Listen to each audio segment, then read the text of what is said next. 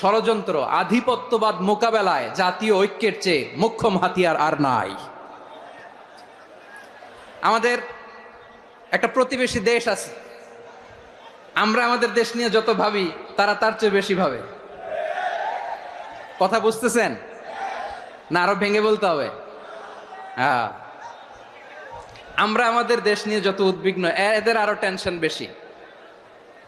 বলেন, আমাদের দেশে শান্তি আছে না নাই? আমরা হিন্দু মুসলিমে কখনো দাঙ্গা লাগে? আসতে বলেন, কেন লাগে? ওদের পূজা পর্বণে আমাদের মাদ্রাসার ছেলেরা যে পাহারা দেয়, চিল্লায় বলেন ঠিক কিনা? আমাদের তাফসির মাহফিলের সময় ওরা ডিস্টার্ব করেন, ঢোল বাজায় না।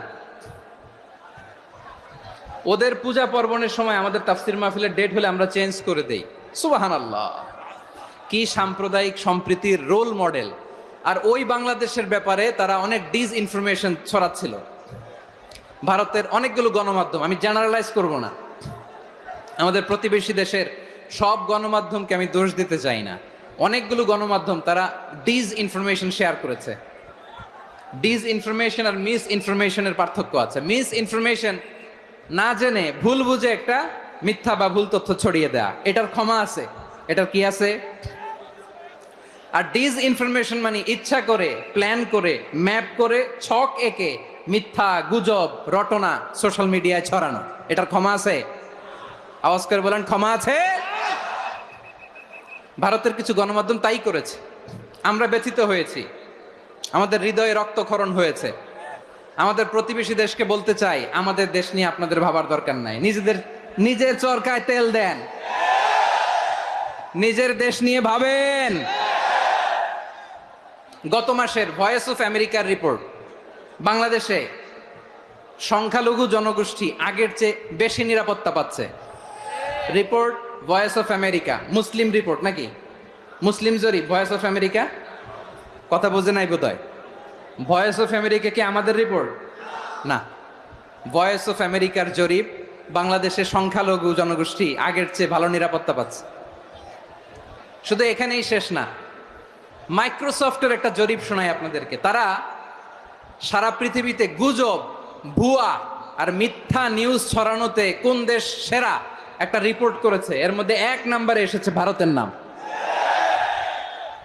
মাইক্রোসফট তো মুসলমানরা চালায় না? কথা বোঝে নাই বোধহয়।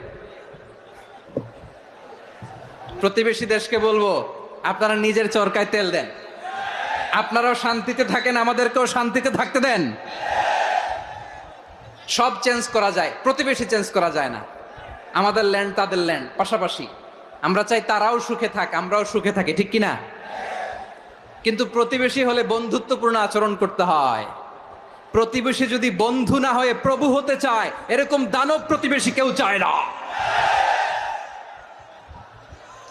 ভারত যদি বন্ধুত্ব উপহার দেয়, আমরাও বন্ধুত্ব দিব, কি বলেন? তারা যদি বন্ধু সুলভ আচরণ করে, আমরাও বন্ধুত্ব উপহার দেব। কারণ আমাদের পররাষ্ট্র নীতি হচ্ছে সবার সাথে বন্ধুত্ব, কারোর সাথে বৈরিতা নয়। আলহামদুলিল্লাহ বলেন, কত চমৎকার পলিসি আমাদের। আমরা নির্বিবাদী, আমরা বাংলাদেশিরা শান্তিকামী, we are proud of that. এজন্য আমরা গর্ববোধ করি। আমাদের পররাষ্ট্র নীতি সবার সাথে বন্ধুত্ব, কারোর সাথে শত্রুতা নয়। তাই প্রতিবেশী দেশকে বলবো, আমার ভাইয়েরা, আপনারাও আমাদের ভাই, বন্ধুত্ব দিলে বন্ধুত্ব পাবেন। বন্ধুত্ব ইজ ওয়েলকাম, দাদাগিরি নয়। বন্ধুত্ব ওয়েলকাম, দাদাগিরি নয়। Loud and clear. ভারত যদি বন্ধুত্ব দেখায়, বন্ধুত্ব পাবে। কিন্তু ভারত যদি বাংলাদেশে আধিপত্যবাদ বিস্তার করতে চায়, বাংলাদেশের 18 কোটি জনগণ সেটা রুখে দেবে। ভারত যদি গৌর